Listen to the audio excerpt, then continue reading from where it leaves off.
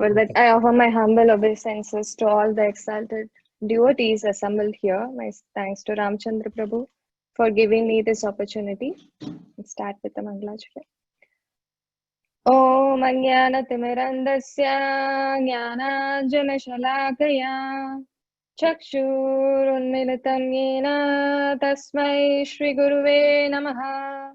Shri Chaitanya Manobishtam Stapitam Mena Bhutale Swayam Rupa Kadamayam Dadati Swapadantikam Vandeham Shri Guru Shrikta Padakamalam Shri Gurun Vaishnavamscha Shri Rupam Sagrajata Sagana Raghunathatvitam Tam Sajivam Sadvaitam Savatudam Parijana Sahitam Krishna Chaitanya Devam Shri Radha Krishna Pada Sagana Lalita Shri Vishankanvitam Cha Namo Om Vishnupadaya Krishna Prastaya Bhutale Srimate Bhaktivedanta Swaminiti Namine Namaste Saraswata Deve Gauravani Pracharine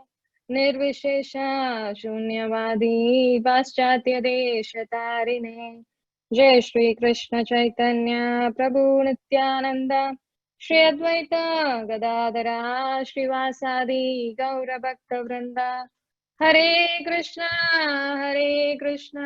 Krishna Krishna Hare Hare Hare Rama Rama Rama Hare Hare. Prabhuji, would you like to share? Yes. Just give me 1 second. Sure. I'm just going to send out a message to everybody and then I'll share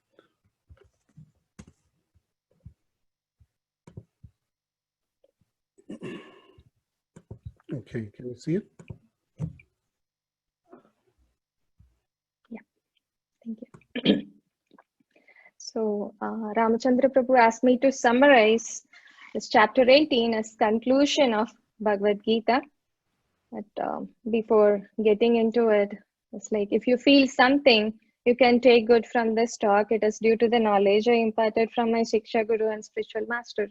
If something is not palatable, please forgive me, because I was that much conditioned that unable to deliver what I learned from my gurus. So, what is special about Bhagavad Gita? Prabhuji, you can go on to the second slide. So, Bhagavad Gita is not some sort of religious book. It's a manual for a human being, which is used by many organizations for better management and even included in the syllabus of many business schools. So, Bhagavad Gita is the essence of all Vedic knowledge that the true seekers have been able to gather till date and will be able to gather in future date. It's not just a conversation between two friends. It's a learning. It's not like a learning just for a warrior.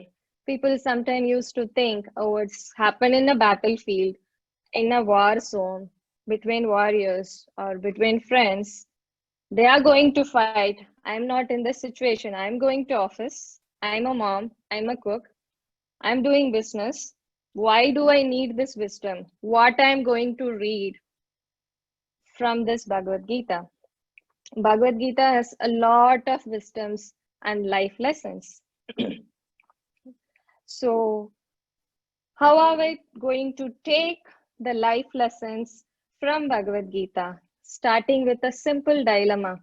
Shall I say it or not in office? If I say this before my boss or my colleagues or with my partners, it will go against my appraisal. May I say it or just reveal it? Because it might go worse. Starting from this dilemma to the toughest life decision, we can take a multiple decisions or guidelines from Bhagavad Gita. So today, along with the conclusion or the summary of 18th chapter, I will show about 10 life lessons. We have multiple life lessons, but I have just put together 10 life lessons from chapter 18. we can see and try to take out how much ever we can from this. Next slide, Prabhuji. So these are the themes, like total in Bhagavad Gita, we have 18 chapters. The first 6 chapters stresses what is devotional service. Yoginam api sarvesam. Of all yogis or transcendentalists, one who thinks of me within himself is best. That was Krishna concludes in the first 6.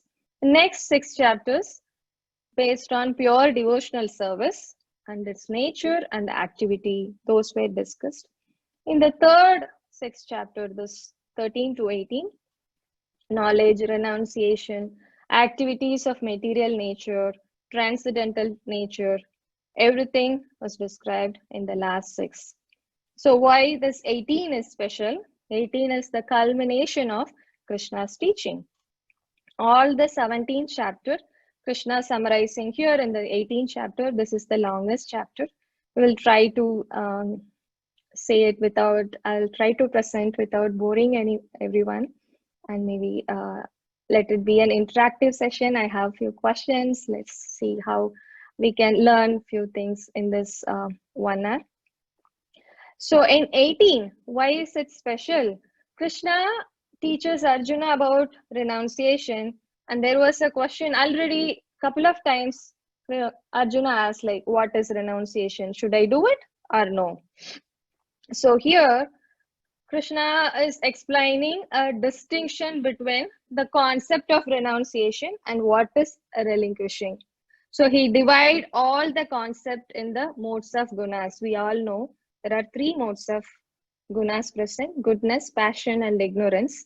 Krishna divides here and reinforces how we can live based on the 3 gunas. And he also reinforces the importance of one's duty according to Varnashrama.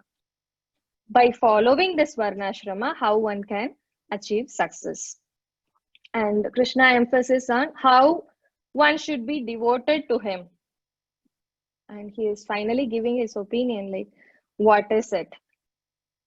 So let's move on to the next slide. This is the first theme, summary of Karma Yoga. It has 2 topics, like Arjuna is asking a doubt and Krishna is giving final opinion. You may ask, like, from the beginning of the first chapter, Arjuna keeps on asking doubts and questions. That's where this Bhagavad Gita is getting like 18 chapter and 700 verses. But even at the end of the chapter, like, and everything is discussed or explained by Krishna, Arjuna again requests him to summarize everything. In which way, how he can remain equipoised. He has doubt about, like, can I again fight it? He addresses Krishna's Kesi Nisudana. Again, he is asking this Kesi Nisudana, can you please clarify what is sannyasa, what is tyaga? So what is the life lesson we can take from this is keep ask questions till you are clear. So in the 3rd chapter, Krishna asks, 4th chapter, he asks, like, is renunciation, what should I do? Even after Krishna speaks around like 600 verses, he is again asking the question, one more doubt, please. One more last question. Mostly in all the business meeting, the managers will ask any last questions. That one person is, yes, one last question. So Krishna is like patiently giving answer so far, clarifying everything like a mom teaches baby. Like every mom can relate it, how your 1 year, 2-year-old kid will ask questions. At the last point also, Krishna is again coming with a question. So what we can take out of it, keep asking till you are clear and convinced. But at once you are convinced, it's time to follow. No further questions. But if you are not asking what's your question, no reasoning will be given to you, because whoever is telling you or answering you will think, okay, this person got everything. So the first life lesson here is keep ask questions till you are clear and convinced.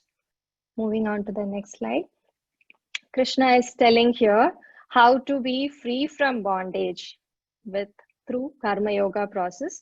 The two processes he is giving, one is sannyasa, another one is tyaga. So what is that? Before getting into the detail of sannyasa and tyaga, let's see what are the karmic duties we will do. They are divided into two, nitya karma, kamya karma. Nitya karma is the prescribed duties, like you can see the kid doing Sandhya Vandanam. The Sandhya Vandanam is a prescribed duty. It comes under nitya karma. The next one is kamya karma, where you will do something, some sort of yajna for your personal desire. You can see a priest doing yajna, fire yajna. Example is like to get a child, to get wealth, to get wife. We used to perform a lot of this sort of yajnas. That is kamya karma, because we are having a personal desire behind it. So what is now, if we take into two, the nitya karma and kamya karma, where does the sannyasa fit in? What does the tyaga means? Sannyasa means gives up the kamya karma and performs nitya karma. So the question is, what is nitya karma? Anyone? You can unmute yourself, or you can type it in the chat just to be sure you are with me. What is nitya karma? It's following the prescribed duties is nitya karma. Exactly. Thank you. So following something for your desire is kamya karma. So sannyasa means follow the prescribed duties, leaves the duty related to personal desires. Tyaga means both is performed, but without seeking results. What are the both? Perform nitya karma as well as kamya karma. So acting for the result has to be given up, right? But activities leading to advance in spiritual knowledge, that is purification or liberation, should not be given up. So Krishna gives two opinions about this tyaga. He is like, there are others, like in Srila Prabhupada mentioned about Kapila Sankhya and Jainini philosophy, like how one will completely reject everything, one will still follow it. But Krishna is giving his final opinion here. Moving on to the next slide. He's telling Yajna, Dana, Tapa, Karma, Na Tyajam Karyam Evatat. So Krishna is saying, never ever give up your prescribed duties. Whatever you do, it's all depend on the mood of performing the action. So what is that mood I should have when I perform my activities or duties? Is the three, as you are seeing, Sangam Tyaktva Phalani Cha Kartavyaniti, without attachment or doership mentality. That is, don't think when you are doing something, I am the one who is doing it. So why I shouldn't think that the doership mentality, we will discuss it in the following slides. Then without expect the fruits of it, and just do it as a matter of duty. And Krishna further elaborates this tyaga in three modes. As we know, ignorance, passion, and goodness. How can we do this tyaga also in three modes? If you notice the further verses in 18th chapter, Krishna spends so much time in explaining how the three modes or the three gunas can manifest in a person's action and understanding. Is it like if you take the 78 verses, the half of the verse goes in describing this gunas. So why he need to spend so much time here? If you read it, wow, there are so much factor, and he divides everything into three modes. Krishna's goal is to show Arjuna, or show to us, how to recognize a right action as opposed to action motivated by one's own guna. So by reading this, we can able to understand, as I said in the beginning, Bhagavad Gita is a manual.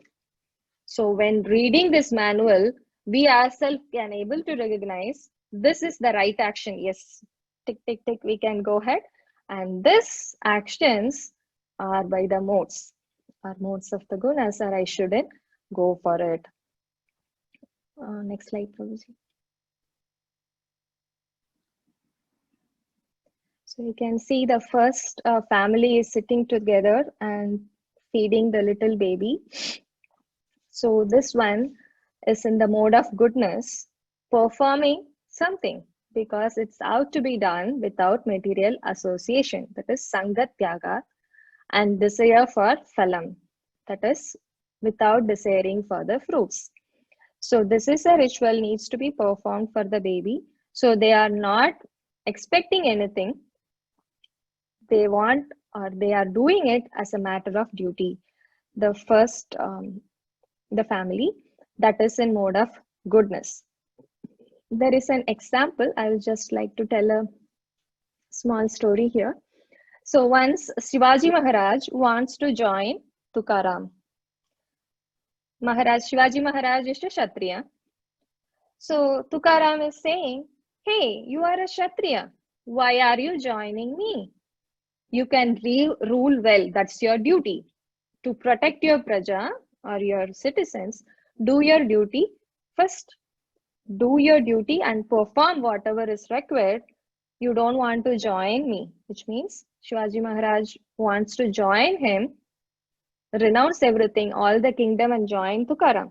But Tukaram is telling, don't want to join, just do your duty. At the time, Shivaji Maharaj understands and learns the art of performing his duties by remembering God and do your duty. Similarly, Krishna is telling, do your duty. Tyaga in goodness. It's not laziness. And if you see, if someone is so troublesome or fear out of his bodily discomfort, kaya klesha bayat, if he don't want to do anything, that is in mode of passion. If you see the guy, he is having like so many gadgets in all his hand. He don't have time to even look at one here, one here, one here. So he is super busy, or out of his bodily comfort, he don't want to perform anything. That is in the mode of passion. So if you see in the bottom slide, we have like confused, perplexed, disoriented. These all as confusion. If one gives up his prescribed duty, obligatory duties, that is the nitya karma, even because of illusion and lack of knowledge, then that tyaga is in mode of ignorance. So these are three here. Perform the duty without the fruit, mode of goodness, the tyaga in mode of goodness. Second, in bodily discomfort, or you are lazy to do it, you don't want to do it, that is in the mode of passion, or you are seeing that as a troublesome. The third is you are giving up because of illusion or lack of knowledge, that is ignorance. So Krishna is telling this three. Also he is telling what the wise will do, what are the true renunciant will do. So the wise or Medhavi or the true renunciant will do is, they won't be hateful of inauspicious work or not attached to the auspicious work, has no doubts about what they need to do. As again an example, if a parent, if you take, they will scold their kids when they are doing some mischief or something wrong. At the same time, if the kid has come up with some flying colors in their exams, or they did something great and good, they will appreciate. So no parents here will say like, no, I never yelled at my kid, I won't scold my kid. That is part of your duty as a parent. So we shouldn't think that, okay, if I appreciate all the time, then it will make my kid happy. If I scold, then they will hate me. No. It is part of your duty, do your duty. But why to work if one wants to avoid bondage? Right? We are seeing this tyaga itself in three modes. Someone will ask, why to work? If I work only, that will bind me. So I don't want bondage, so I don't want to work. For this, Krishna answered in the 3rd chapter itself. Nahi kaschit shanamapi jatu tishtati akarmakrit. It is impossible to renounce work altogether. You cannot do that. So how to renounce the fruit of work? Let's see that. So Prabhupada explained very clearly here, acting in knowledge of Krishna and renounces the fruit of action is what a true renunciant will do. So here our life lesson is how to renounce the fruit of work and for what purpose fruit should be renounced. So we should have that knowledge of what and how I should renounce. If we know that two category, then we will be fit into what our manual says, which one I should say, or which one I should do to be fit in this category, or I'm in this modes, or am I doing it which is favorable to Krishna. So moving on to the next slide. Here Krishna summarizes the modes and the summary of Jnana Yoga. Next slide, Prabhuji. As I said earlier, who is responsible for action? This, if we see this, we will come out of the mentality of I am doing it. So for each and every action, these 5 factors you are seeing has a significant place. It's Adisthanam, Karta, Karanam, Shesta, Daivam.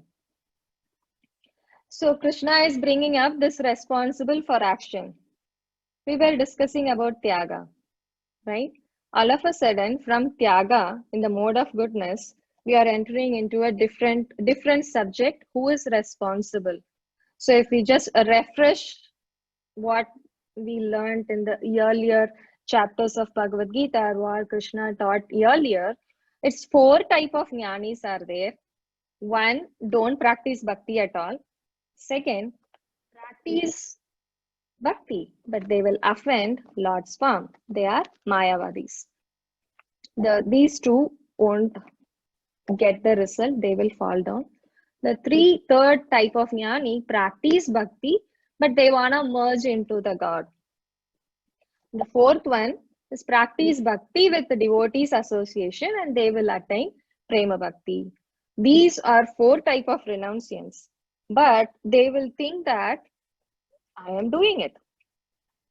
It's I see many kids here, you guys might learn Newton's 3rd law. Anyone knows what is I don't want to throw anybody on the spot, but if you guys remember, able to recollect Newton's 3rd law, every action? Equal and opposite reaction. Exactly. So whatever we do has an opposite reaction. One may question, how if I act in Krishna consciousness, I do not suffer or enjoy the reaction, because every action has an opposite reaction. So even if I act in Krishna consciousness, I should get something out of it, right? Whether the auspiciousness, good or bad, some reaction would be there, right? So to answer this, to clarify this question, Arjuna is saying, who are all responsible for a particular action? So the first is the place of body, that is Adisthanam. 2nd is the performer. 3rd, the various senses and the different kinds of endeavor. And finally, last but not least, the supersoul. These 5 factors are involved in the action. So if we take Jivas acting as a doer, take place only with Lord's permission and depends upon the body and senses given by the God. But Jivas are fully, like we are fully thinking, we are doing, I am doing. That's the foolish mentality I am having, that I am only doing everything, but without Lord's permission, nothing can happen. So let's take a couple of minutes to see what are those 5 factors and why we should come out of this doership mentality. The first is Adisthanam. As I said, it's a place of action. Lord Krishna refers to this, our body, as place of action. So in 8.4 million spaces in Lord created, we are fortunate to and blessed to have this human body. So it's absolutely imperative that we do not lose this very precious opportunity in sleeping, mating, eating, and defending. That's become our materialistic lifestyle. So what else we need to do with this place of action? What makes difference? Because this is the only minute independence we possess with that body. What I am going to do, how am I going to use it? So that the body which I am in is one of the factor for my action. Second is the performer. The performer is the jiva or the spirit soul. Without the soul, our body cannot function. You can say, like, if the soul is not there, we will say like someone, she or he left the body, and we will cremate them. So body without soul is nothing. It's a dead body. This spirit soul, which is nothing but a part of Lord Krishna's energy. We are part and parcel of Krishna. And however, the energy acts in various ways according to the modes it acquired. So if we say we are not only one, so far we saw two, body and the performer. Next are senses. If you see or wondered who is my boss, the senses are our boss. We have the performer, the spirit soul is residing in a place, the human body, with the senses as the working partner with an untrustworthy boss. Who is that boss? The senses. Mind is the untrustworthy boss. Next goes our endeavor. Whatever we are trying and attempting to get that action to be done. And in the essence, the outcome of our effort depends on whether we are doing it for Krishna or not. For whom am I doing it? Am I doing this action to please Krishna, or just doing it as an outcome of Maya? So depending on which mode of influence, the outcome will vary. Say for example, if we act for Krishna, or if we are forgetting Krishna and doing it, or I'm getting attached to the result, or I don't care, my action causes no bondage, or it won't trap me in material world. I'm remembering Krishna, whatever he says. So Krishna says in Bhagavad Gita 2.47, Karmani evadikaraste maya phaleshu kadachana. We only have the right to perform our duty as best as we can without worrying about the result, because results depends on these factors. The last but not the least, the supreme will plays a major role. So we are not the only one, right? The four factor is already there within our range, those four. But the most important thing, the role of the fifth factor should be properly recognized here. So how is that role of fifth factor plays a major role? I'd like to share a small story from Mahabharata. So after the 12 years forest exile of Pandavas was over, they were in the 13th year, that is the incarnation period of their life. So at that time, it was Abhimanyu's wedding ceremony. All the kings were gathered there. So there was a dialogue between the Pandavas and Krishna and all the assembled kings. They were discussing, what can we do? What is the rightful step to get back the kingdom from Duryodhana? So they were discussing, and finally it came up like someone needs to go and ask, or someone should go there and represent us and talk to the Kauravas. So while the discussion, Krishna asked for a decision. Okay, someone needs to go. Who is going? Yudhishthira and all other kings thought it would be best if Krishna goes there, since Krishna can speak persuasively to Duryodhana. But Yudhishthira was also reluctant. What if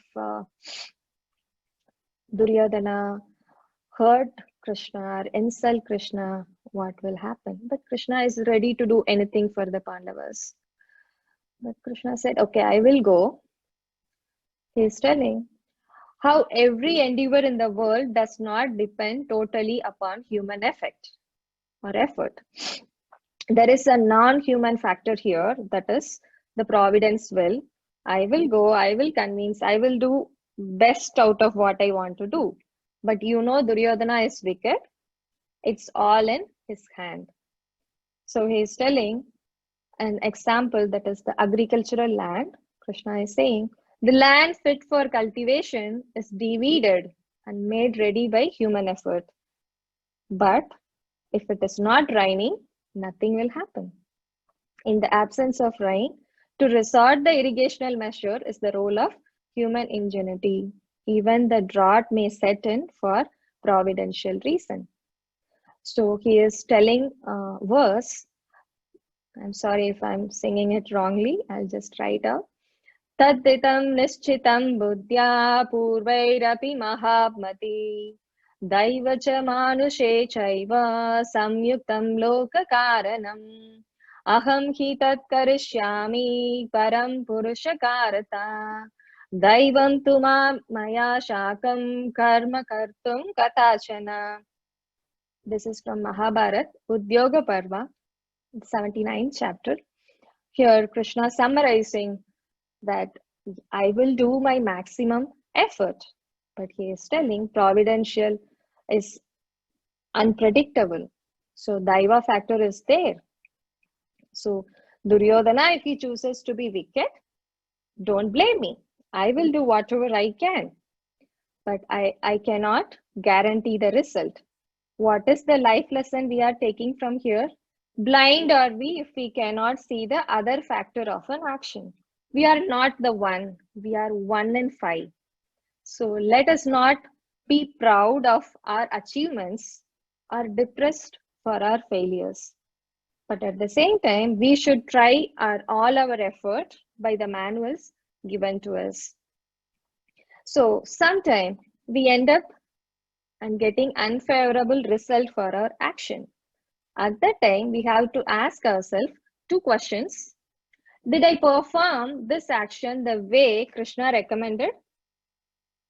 Second question, has the temporary so-called failure contributed to my long-term goal of understanding my true position as being the part and parcel of Supreme? If your answer to this first and second question is yes, then it's good. Continue with your effort. You will be rewarded properly at the right time.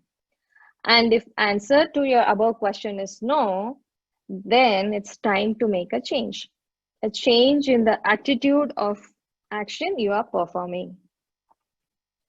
So I'll take a pass. If you have any questions, are you all with me? Then I can proceed to the Shama, can you please repeat the questions once?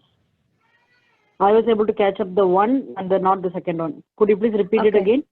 Did I perform this action the way Krishna recommended? Has the temporary so-called failure contributed to my long-term goal of understanding my true position as being the part and parcel of the Supreme?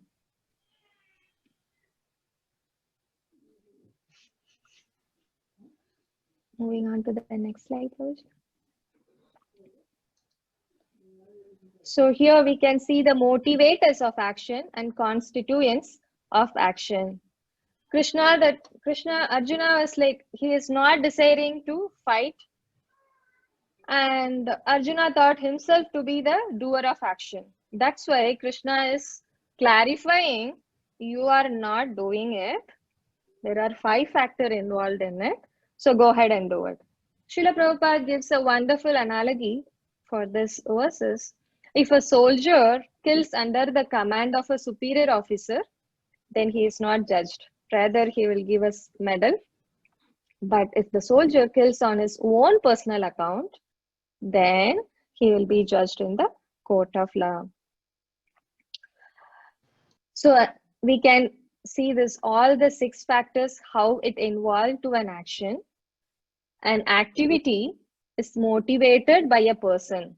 The person is knower or parignata, who has the knowledge, the jnanam of the knowledge. Knowledge of the doer, that is object of knowledge, jnayam. If I say it in all Sanskrit, an activity is motivated by parignata, who has the jnanam of the jnayam, to perceive a desirable object or goal. With such an inspiration, the doer, that is the karta, carries out his work, the karma, with his senses. So these motivators and constituents are part of each of our action.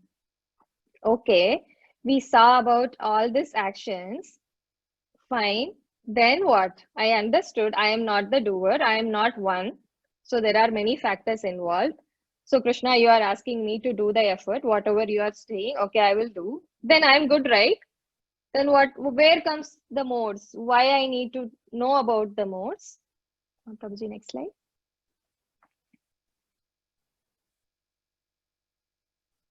You can see mode entangle us according to our mentality. Even if it is knowledge, action, understanding, determination, happiness, or even a work, the mode is binding us. It's an invisible web and I'm completely entangled. What is the life lesson I can take? When I can see these, I am entangled in this web as this guy, at least we can see that green color rope is going here and there. But for us, it's totally invisible. Let me work to get set free myself from this invisible entanglement. To come out of it, I should know how this mode binds us. Next slide.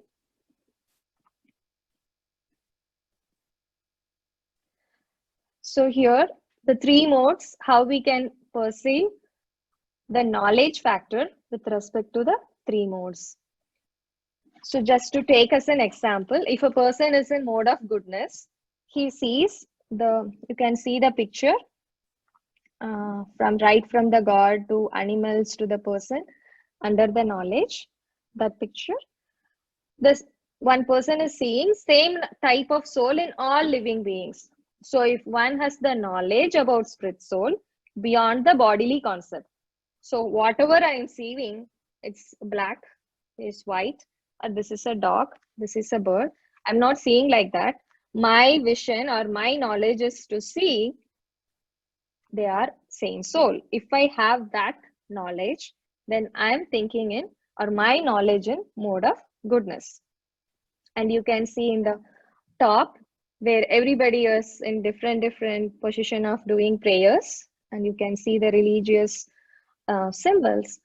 So if someone is seeing different types of souls according to the knowledge based on the theories of mundane logic and speculation, they are seeing, oh, there are Hindu, according to my speculation, he is wearing this, so he should be this caste or this religion or whatever creed. If I'm seeing like that, then my knowledge is in mode of passion. So when we are going through it, we ourselves can think or make a note, how am I doing it? So we can try to move up, come out of it. Is it right or wrong? That's where our manual helps us. That's where Bhagavad Gita helps us. If you see the last two picture, it's like so confusing. You could see like what is it? Black, some colorful, and lot of lines are going on. That's to represent mode of ignorance. If we are like that, we see no soul. We just see the sense gratification. Knowledge concerned only with the bodily comfort. A lot of emotional aspects are there in this knowledge of ignorance. Moving on to the next slide. Action in three modes. If our effort is regulated by Shastras, then we are in mode of goodness. Regulated means it's done with detachment, without like or dislike or no desire. That is action in mode of goodness. We can see the varnashrama actions, the works we are performing. And if the effort is unregulated, overwhelming desire to enjoy just to earn money without knowing what I'm doing, or just with false ego, then that action is performed in mode of passion. And in the last one, for money, they can do anything. They are having guns. They are ready to do anything.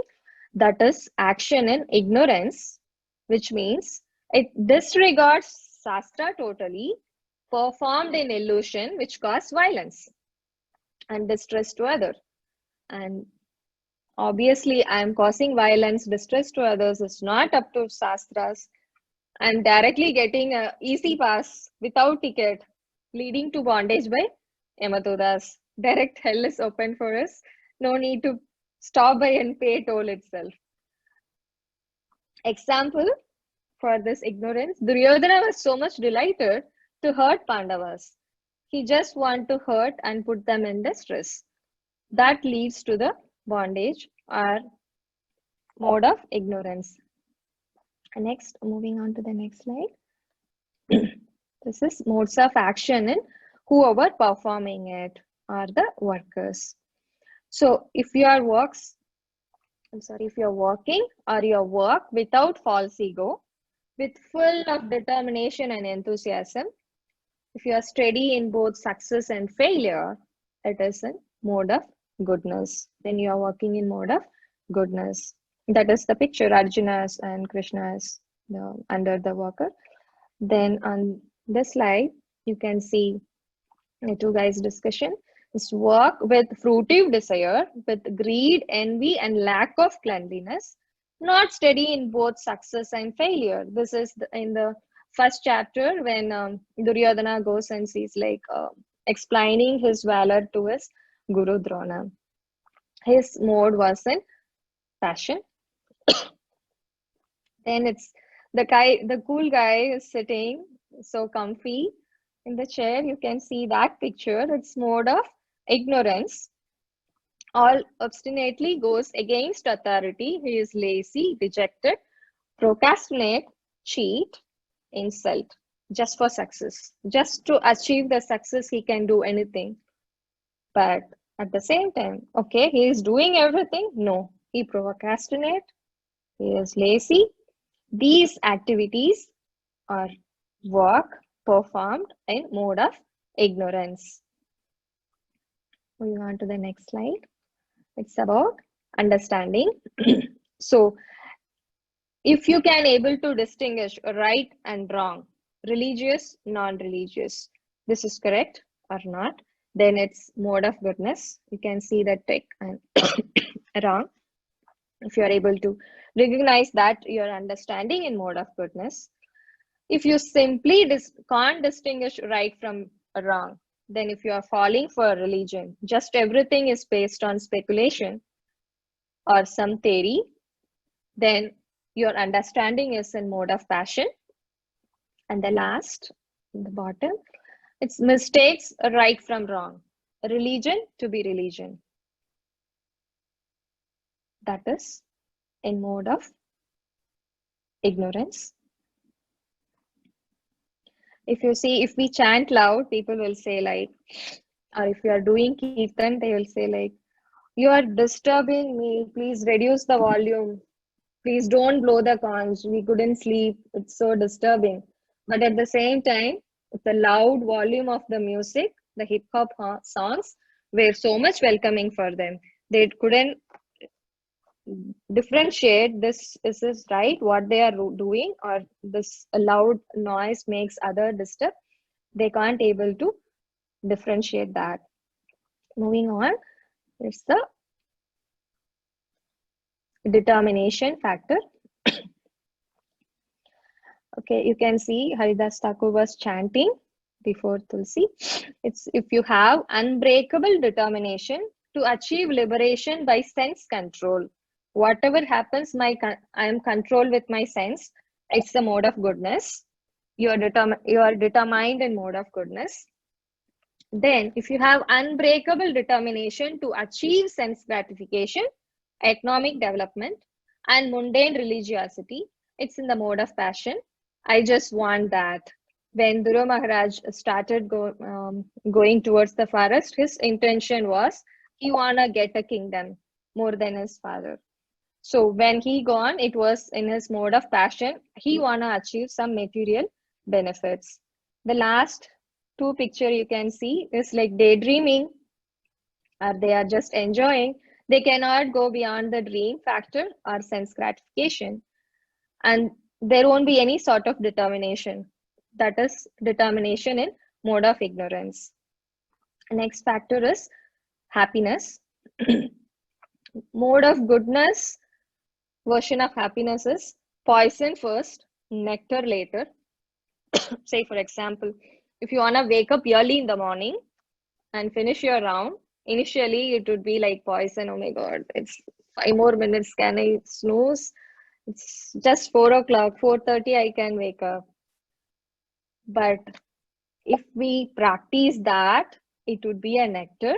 It will awakens our self-realization into happiness. It's nectar in the sense we won't get a bottle full of nectar. Yeah, I got it, doing it. Someone delivered me from Amazon the nectar. No. But what is the nectar we will get it? Which will awaken our self-realization. But it would be tough to start in the first thing. But we need to somehow kickstart it. In the passion, happiness, it would be nectar first and poison later. Say, for example, the smoking. The smokers, they will feel relieved for a while, and then gradually that will come down the happiness. Then they somehow want to go and smoke. They can't sit inside, like whatever goes on, they want to smoke. And in mode of ignorance, only an illusory hope for nectar, poison from the beginning to the end. It arises from the next slide, Prabhuji. Mode for happiness. It arises from intoxication and sleep. All activities are horrible activities. No one is freed from these 3 modes born of material nature.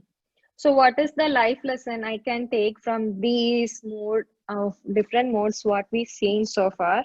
If you are in search of happiness, let's not forget to check whether this happiness is a long lasting or is beneficial or conducive to my spiritual life. It's long last, beneficial, conducive for my spiritual life or not.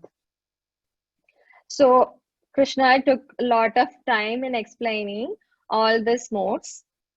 Now Arjuna might ask, okay, you told me all this goodness, passion, I'm clear. How to solve this problem? Because mode is entangling me. It will affect me anyways, right? Whatever I do.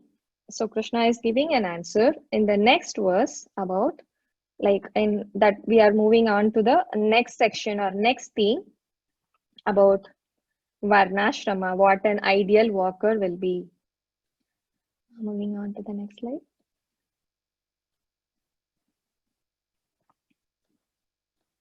Even you can move further.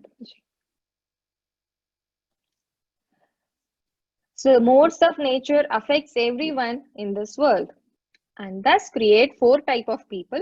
That is the Brahmana, Kshatriya, Vaisyas and Sudras. So here Brahmanas works by being peaceful, self-controlled, austere, pure, tolerant, honest, knowledgeable, wise, religious. So when I say these words, if you feel that, yeah, I'm self-controlled, then maybe you can make a note like I have this Brahmanical quality in me. These are not based on like birth, whatever qualities you possess. Next, Kshatriyas, they work by being heroic. They are powerful, determined, resourceful.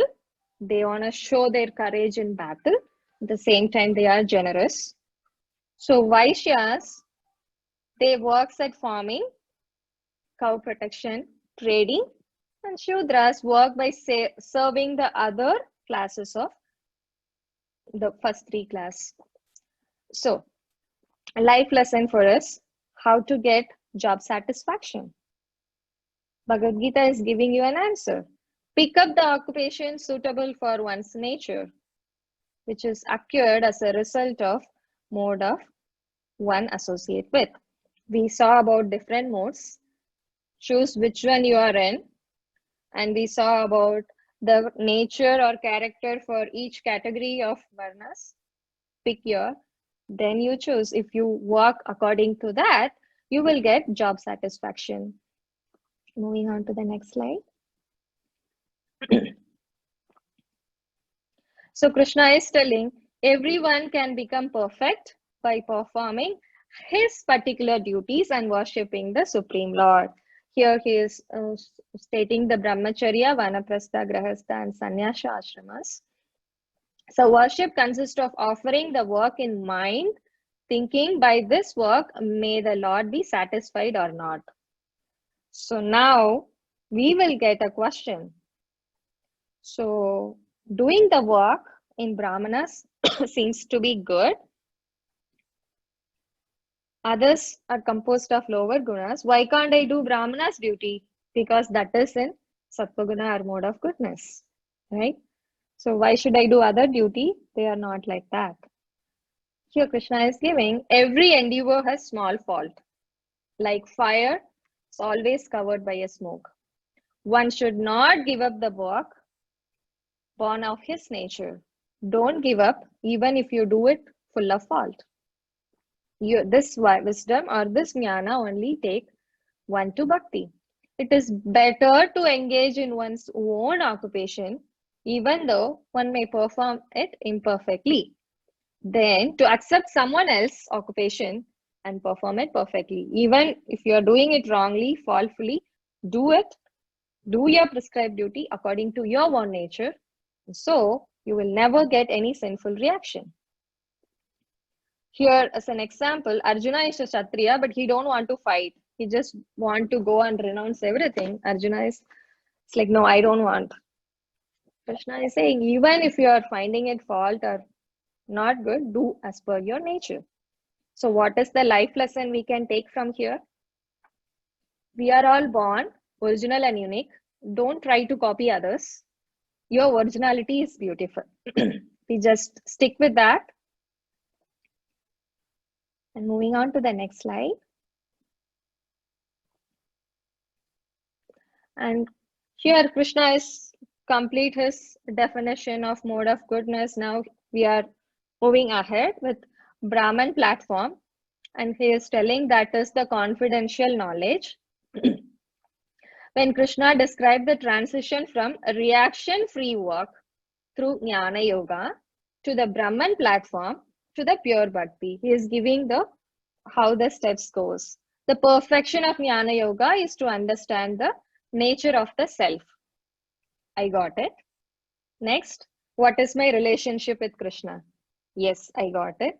That's it. Bhakti culminates from this knowledge. We got it from Jnana. So the first type of sannyasi, it's first they gives up the doership mentality in their work, attachment to the result of work.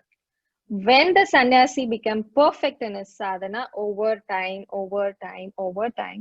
then he gives up the work completely. That is the yoga rudha stage, which is Krishna is telling bhaktya mam abhijanati yavan yaschasmi tatpataha. One can understand me as I am, as the Supreme Personality of Godhead, only by one thing, that is devotional service. So what is the life lesson we can take here? Bhakti Yoga is the key to the astonishing place, which is eternally peaceful and blissful. Prabhuji, for how long? Can I take few more minutes? Yes. Thank you, Prabhuji. Moving on to the next slide. This just shows the stages, different stages. For a Bhakti Yogi, we don't want to worry about it because we are already in the last stage. But just to get an understanding, what is the other stages to become a perfect in sannyasa? These are the different stages as you see. one whose intelligence is detached from all material objects, whose mind is controlled, he don't have any material desires, he renounced every activities, then he attained the perfection of action or reaction. He won't think about the Newton's third law. Every action has a opposite and equal reaction because he crosses that.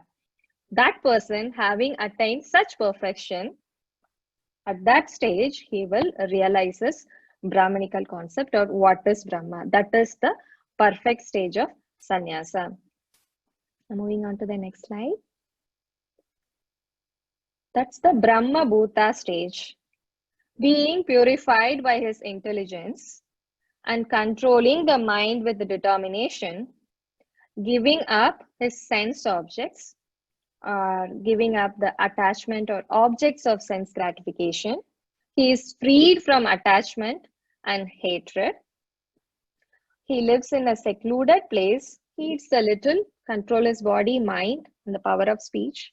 He is always in trance, and he is detached, and he becomes peaceful. These are the stages of Brahma Bhuta.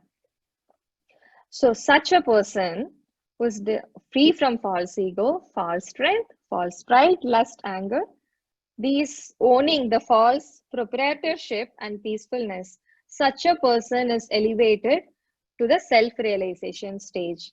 Oh my God, to tell itself, I am breathing heavily. Wow, these many stages, these many steps. When I will reach there? So I don't know which stage, first stage itself, I am there or not.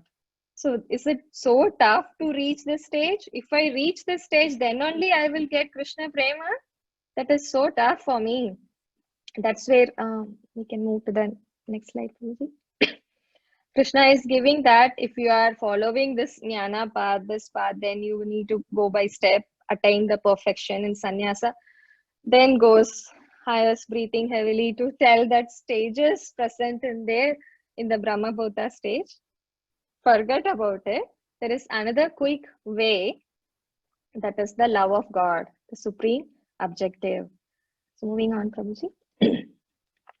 To the impersonalist, achieving the Brahma Bhuta stage, becoming one with the absolute is the last stage.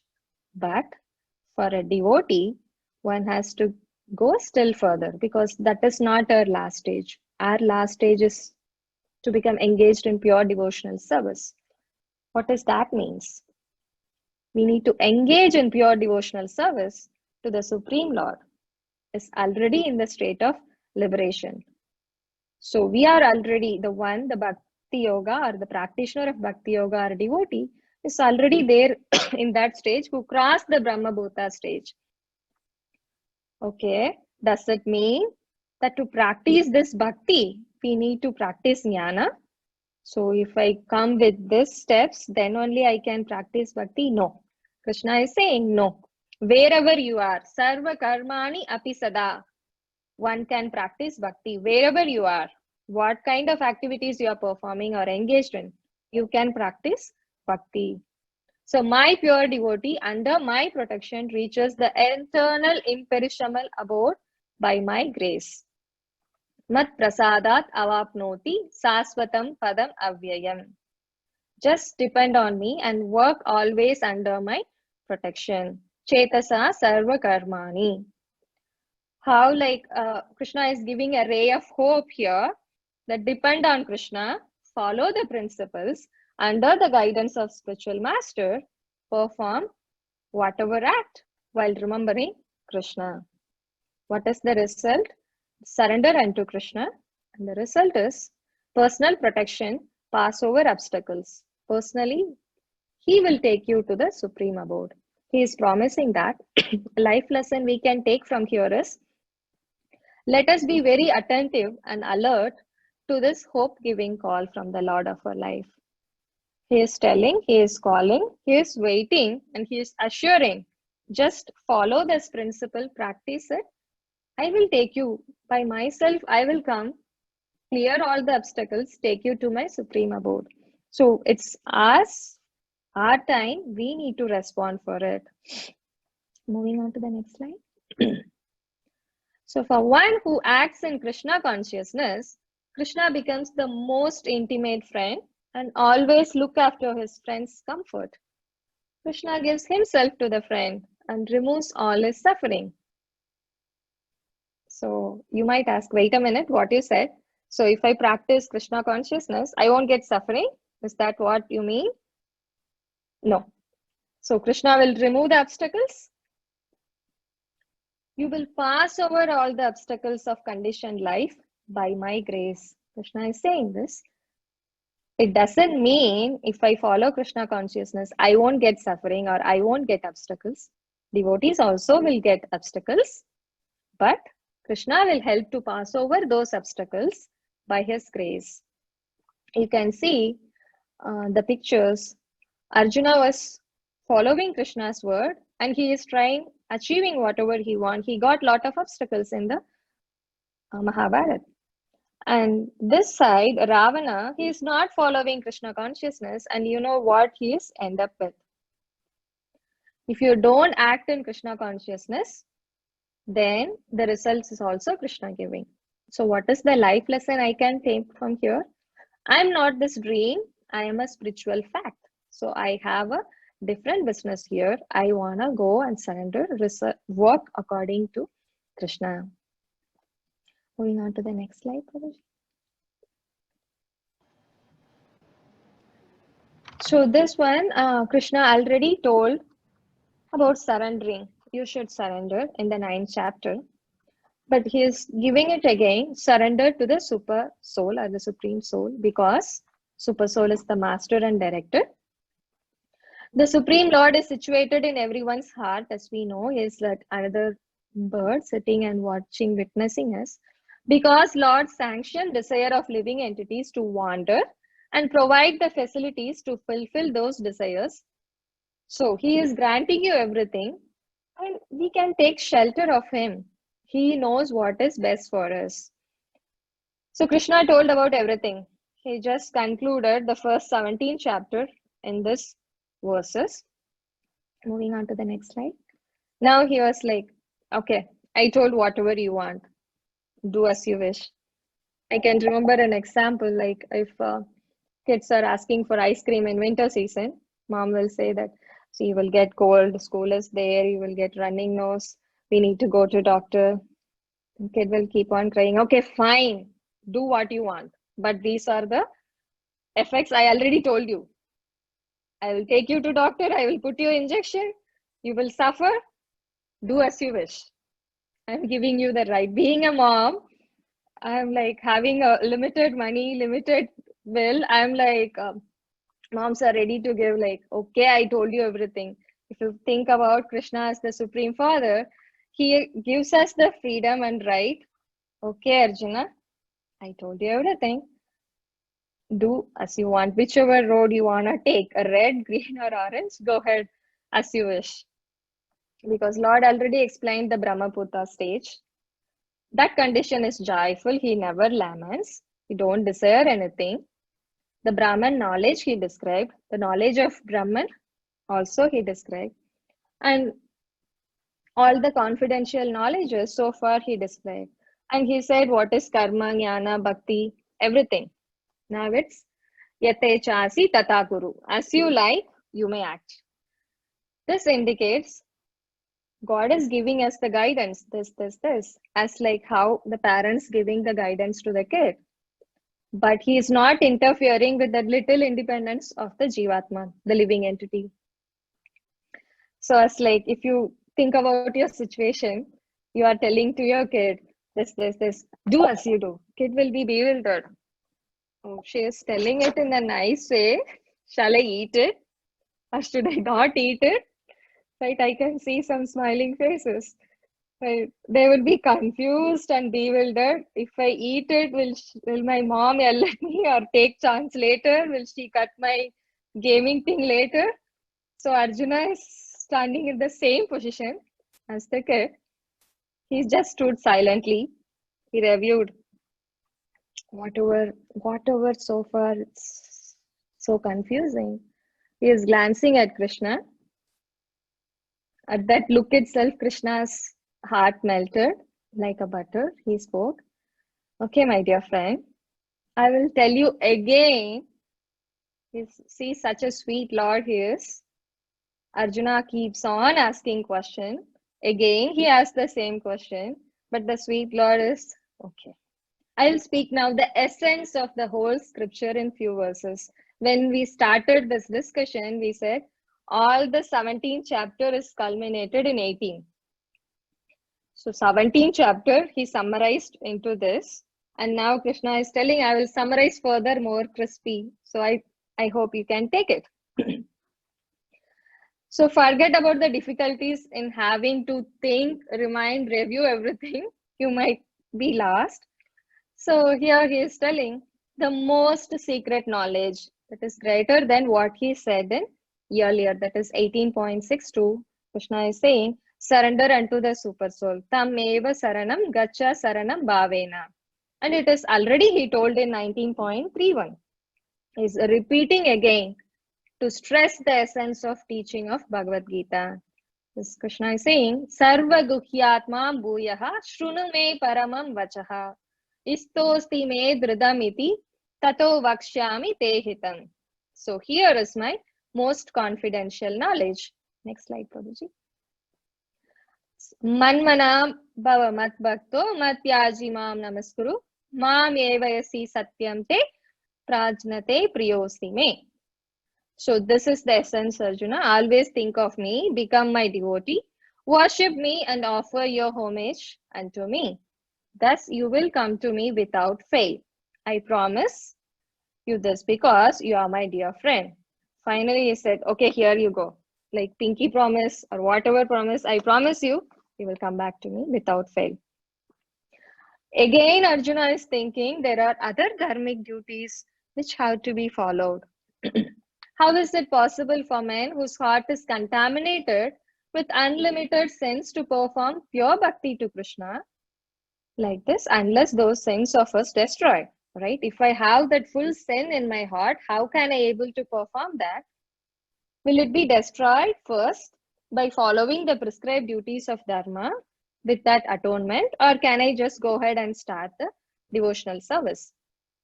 Esam tva antagatam papam jnananam punya karmanam. Again, here's like, I'm confused here. I'm moving on to the next slide.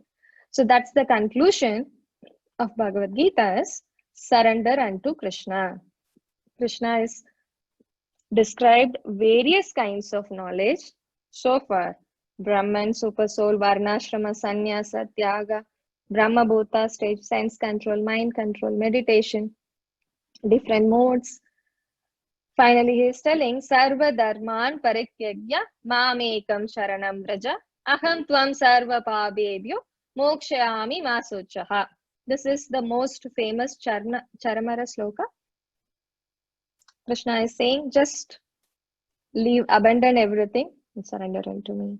How can I believe it? Right? Krishna saying, just surrender unto me. So if you just say, can I do it? How is there any example, any proof? Anything is there as an example? How can I just take his words? Okay, he is telling, how can I just believe it? Is there any example? Yeah, Krishna is surrender unto Krishna, deliver us. There is an example and small incident. You can, you all know very well. I'm just giving it as a refresh time. It's Krishna delivered his Guru's kids, Santipani Muni's kids, who were delivered from Yamapuri.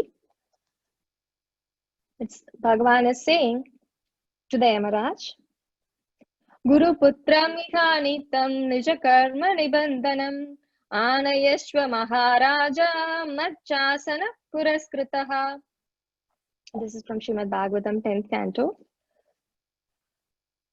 So Krishna is telling to Yamaraj, based on the past misdeeds and karmas, my Guru's kids are here, sons are here. Please give it back to me. So Yama might have asked him, okay, but they haven't punished it. So shall I give without punishment? They did some misdeed, bad karma in their Purva Janma, past Janmas. I agree, you are here, you are the Supreme Person, but how can I send them with you without punishing them? So Krishna is saying, write it in my account and leave him with me. Mat chasana puraskritaha. Krishna is saying that whatever you did, just by just surrendering unto him, he is proving that by this example, he is delivering from hell even. So we have so many different types of dharmas. For example, we have Stri Dharma, Raj Dharma. For family, we have our own dharma. We have Desh Dharma. Many dharmas are there. And the topmost dharma is Paro Dharma.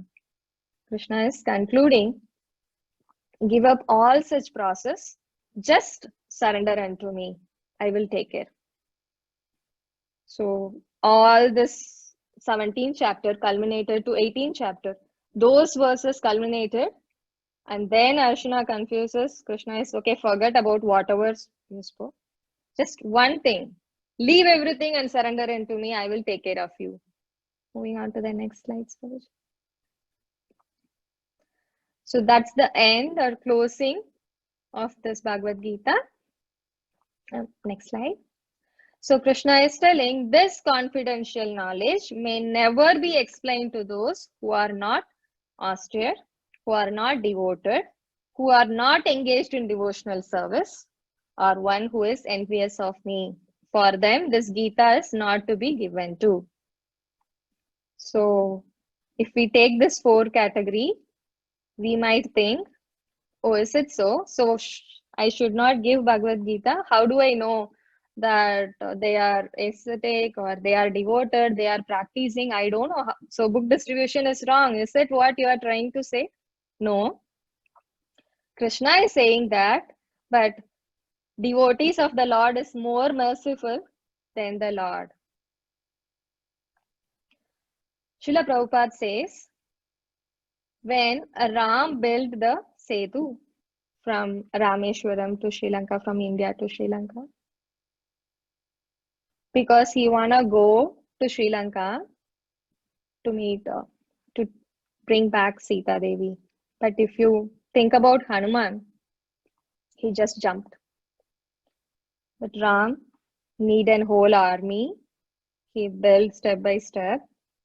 But at the same time, Ram's devotee, Hanuman, he is just jumping and going and take it. He just, with few minutes, he reached Lanka without tough effort.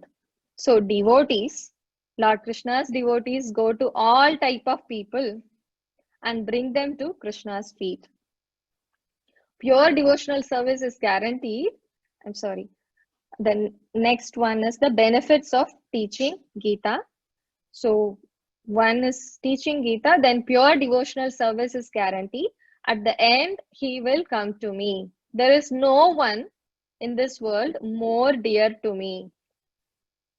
So that is the benefit of teaching Gita to someone.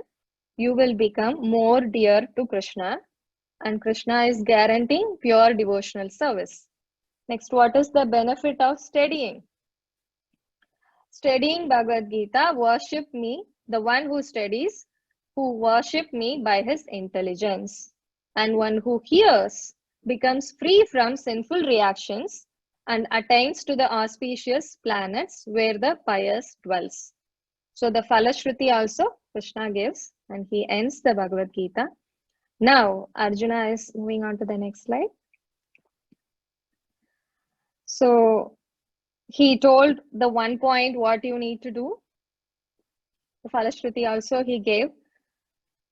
Then our sweet Lord is again questioning, are you clear from your ignorance and bewilderment?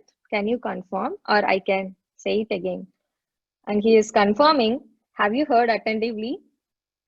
Are you sure you are good? So Krishna asked this question. Arjuna is like, yes, my illusion is gone now. I have regained my memory by your mercy. Now I can do or act according to your instruction. Ready, set, go, and we can fight, or whatever you say, I will do it.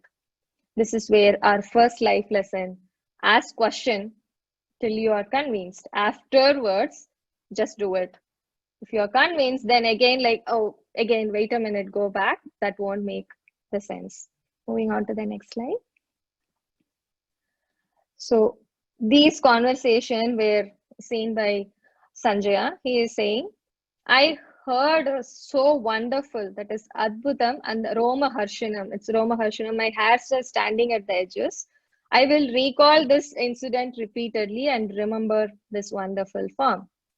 And he is saying, wherever there is Krishna, the master of all mystic, and wherever there is Arjuna, the supreme archer, there will also certainly be opulence, victory, extraordinary power, and morality. That is his opinion. So we may ask, okay, Krishna and Arjuna together, where will I go and find? Can I get a ideal or deities of Krishna, Arjuna? Will keep it in my home, then everything will come to me. It's all we have to do is to be in the company of Krishna and Arjuna. How? Reading over their conversation, the sacred conversation they had. That is the last life lesson. We are taking it from Bhagavad Gita, chapter 18. Moving on to the next slide, Prabhuji. Just to recap whatever life lessons we have discussed so far, maybe if anyone wanna share your realization, what is the one life lesson you can take it or think about it or contemplate on it, that would be really great. So I'll just summarize the life lessons. Keep ask questions till you are clear and convinced. At once convinced, it's the time to follow. If you are not asking question, then no reason will be given to you. Next one, how to renounce the fruit of work and for what purpose one should renounce that. We should be able to come up with answer for these two questions before starting to think of renunciation. Third, blind are we if we can't see the other factors of an action, because we are not the one, we are one and five. If you are searching for happiness, let's not forget to check whether my happiness is long-lasting, beneficial, conducive to my spiritual life. 5. How to get job satisfaction? Pick up the job which suits your own nature, which is acquired as a result of modes one is associated with. Next one is, we are all born original and unique. Don't try to copy someone. Your originality is so beautiful and attractive. Next one is, Bhakti Yoga is the key to the astonishing place, which is eternal, peaceful and blissful. The way to practice Bhakti Yoga is very easy and quite simple. Next, let us be very attentive and alert to the hope-giving call from the Lord of our life. He is calling us, He is waiting, He is assuring, He is promising. It's on us to respond. Next life lesson is, I am not this dream. I am a spiritual fact, so I have a different business to do. The last but not least, we have to have the company of Krishna Arjuna. By reading through their sacred conversation, we will be with them. Being with them, we will get all opulence, victory, extraordinary power, and morality. Hare Krishna.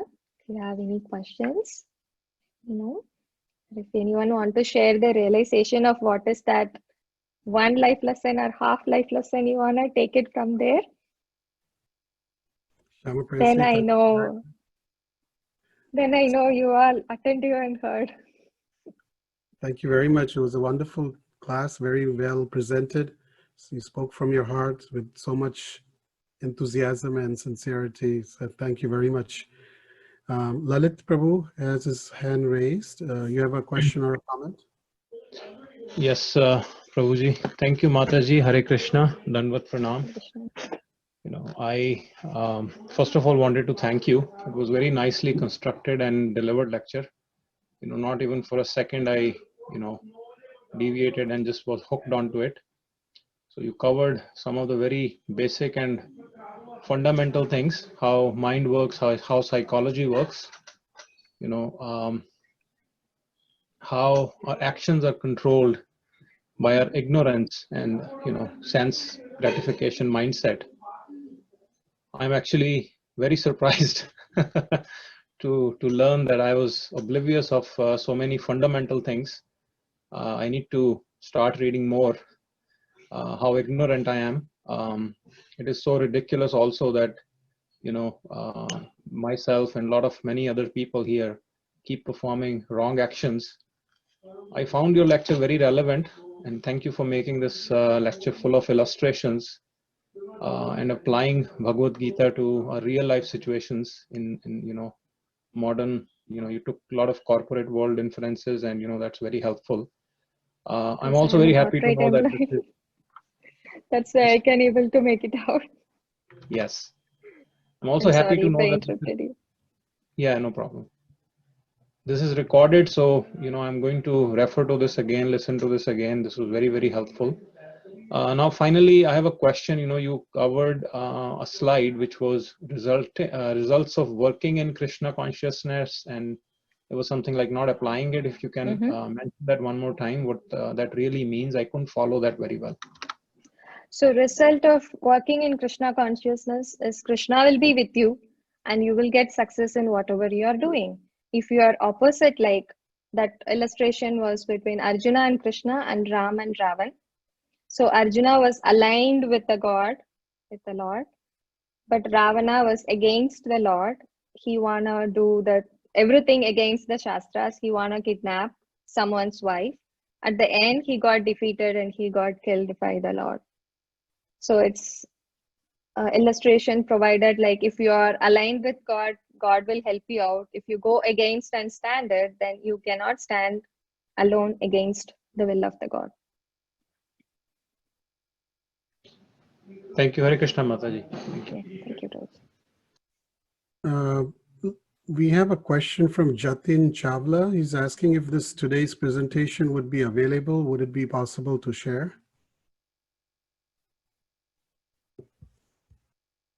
Can you hear me? Yes, Prabhuji. Okay.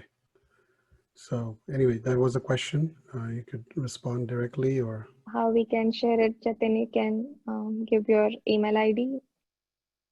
Jatin, if you could give your email ID to me, host ISKCON Bergen, then we can share it with you. Asta has Sure. Thank you so much for the nice lecture. Yeah, it was the best lecture of my week. Definitely want to go through the presentation as well as the recording again to take back my notes and to drive my life for next week and so on according to the teachings even today. Thank you so much. Thank you. You could actually send your email address directly to Shama Priyasi. Sure. Hare Krishna. Asta, go ahead. Hare Krishna Mataji, thank you so much for the class. So this really helped me understand like fundamental life lessons from the Gita. And I had a question. Me and my mom both had this question. So since in the beginning you explained how like Krishna is the primary doer and he's one of the 5 doers. So on that note, how can we keep that in mind? And if like, how can we identify if like we're getting an indication in some way that maybe this indication is being given by Krishna through like either Guru, Sadhu Shastra, or like any devotee for that matter, or you know, anyone. How can we identify So if I that's can given? say, like when you are about to perform something and you are not sure whether it is right or wrong, you can check with the Sri, Sadhu, Shastra and Guru. If your thoughts of action is not in line with them, then it's ultimately wrong. You shouldn't do it. And this, what is that spark which says is like, if you are trying to do something wrong, you will feel your bodily changes itself. If your mom is asking you to study, and if you want to sneak in and take your chat, you know that mom is telling no. And what you will do, you will keep the laptop and take your phone and keep it like, mom coming, right? See, you have done that. So that, like at the time, if you hear some noise coming itself, you will feel, oh no, is she here? So that itself is an indication that you are not in line or doing the things right. It's like, I'm just telling for your age, if something you wanna hide from your parents, they are saying that, or teachers are saying that I will do without their knowledge, that will show that you are not in line with what is supposed to be done. Like I will do that. It's like video call for my office. They will say no, strictly no phones. I will keep the camera like that. I will just check it here, but once in a minute I will see that. I know that I shouldn't. I will be attentive and active, but I am doing it. While doing itself, like if someone calls out my name, immediately we will sweat, saying that this is not the right way of doing it. Maybe you would have felt that earlier. Thank you, Mataji. Hare Krishna, Mataji. Nice class, very nice, wonderful. Mataji, I want to know how you came in Krishna conscious. I came like Nikunj Prabhu, you know, right, from Parsipeni. He was my ex-colleague. So he used to call me like, there is a temple, please come and attend, join. At the time, we were not having any vehicle or car. So I was like, okay, I will come when time comes. One time we rented the car, so we visited the tobacco temple for Nashima Chaturthasi.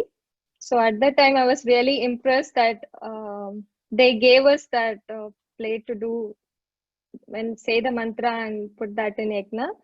So I was like, oh, I am also participating in that fire yajna.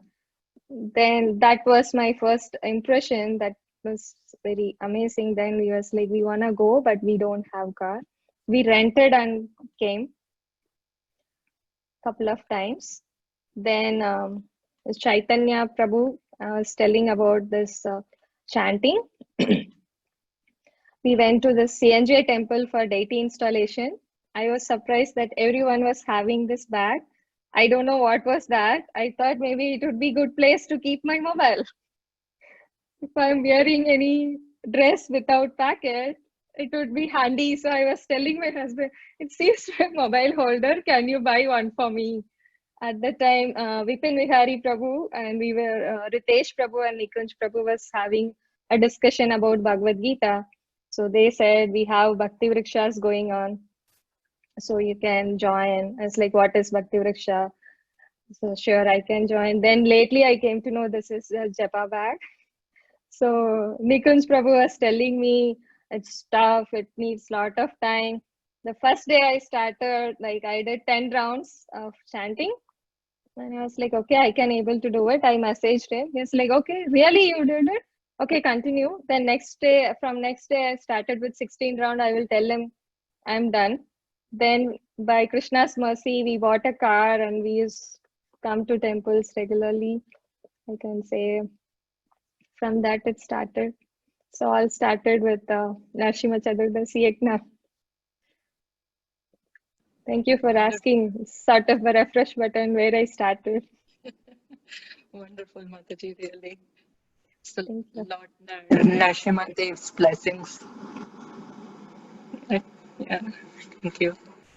Thank you. Alka, you have a question? Hare Krishna, Mataji.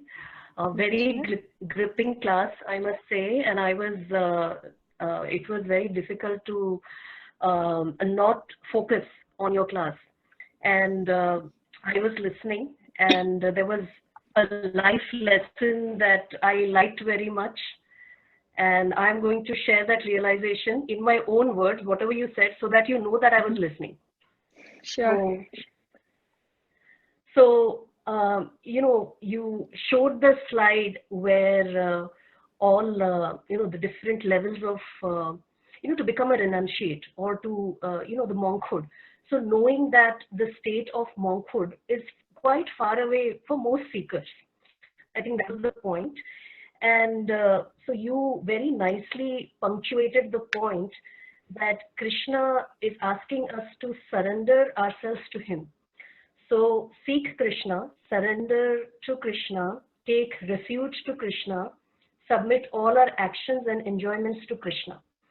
So that is what I got, and I felt that you were trying to say, I'm sure that you were trying to say that this will enable us to transcend the forest of materialism into which we are all trapped.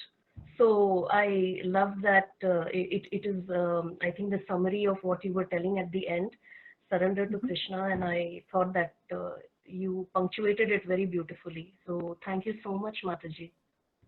Thank you. As I told, like, well, reading the Brahma Bhuta stage itself, I was breathing heavily. So to follow that step, it's like I don't know whether I'm talking for myself, whether I can able to cross these many steps that Krishna is giving, like, forget about everything, just do this. Thank you. It helped you. Madhvi Sita, you have a question? Yes, Hare Krishna. Thank you Hare so Krishna, much. Mataji. Thank you so much for giving such a wonderful class. It is such an important scripture, right? With so much wisdom in it. And no matter how much we hear and read about it, it's never enough. And the way you explained it, just in 30 minutes, you gave the essence of the Bhagavad Gita was just wonderful. I just have one question that you in your slides you mentioned about our dharma, our duty, right? So yes, it is. We should never deviate from performing our duty, right? Even though we Yes, perform it with some faults, even though it has some faults. You gave an example of fire and smoke. I really like that example. But then, as we are performing our duty, how do we, or our dharma, let's say, along, and it's according to our nature, right? Whatever we are doing, it's basically as per our nature. But then we get so many instincts also, right? So how do we identify exactly what our duty is, right? According to nature, okay, you feel like, okay, I want to become this, I want to become that. But then we get so many inputs, and that also sometimes we think that, no, actually I want to become this, my instinct is to become a doctor. But then sometimes we get so many different inputs, and then it actually drives our mind away in different directions. So how do we actually identify and nail it down that, okay, this is my duty? That's the problem. And maybe I can say with in India, like, we will force our kids to become what we want to be. So we enforce, the parents enforce what the kids needs to become. As you said, if you are really interested in doctor, and parents want to you become an engineer, you will deviate from the path of what you wanted to be. But your internal nature, you can't change it, Mataji. I can say, like, over a period of time, you will get it. Maybe you might not get the degree of doctorate, but if you internally see it in your family while running it, you will do that more sort of things towards this, reading the ingredients in that, or what is that pill, or which one to refer to take care of your kids. Your conscious will be more in towards your nature. So here Krishna is telling about this qualities, whatever you will have according to your Varna and Shastra. I'm sorry, Varna and Ashrama. So that's where I said, like, you can make a note of it to figure out what is my nature or where I will fit in. So say if someone wants to paint and draw things, and if they are painting, making them happy, but they don't have time or they are not learning it, we can see the kids will pick it up and do their own. But someone don't want to draw it, how much ever class you send them, they cannot excel well and come out of it. And we will think that, oh, I paid the same amount of money, I'm sending to the same school or same session with the same teacher, but my kid is not drawing good. I couldn't see that itself. I couldn't figure out what is that outline. But this kid is drawing very nicely. That is because of their nature. By that you can differentiate wherever your nature is, wherever you have the love is. You don't have it. It's only on computers. So you will drive to it by your own. Say if you are so compassionate, you can't hide that feel, or you can't hide that nature for a while. It will automatically come out when there is a right time and situation comes up. Thank you, Mataji. According to my knowledge, I'm not there to answer you. Maybe For No, no. Asta, I'm a good person to answer. You should guide me, but that's my understanding, my realization, Mataji. No, that's really nice way of giving, explaining it. I actually asked this question on behalf of my son.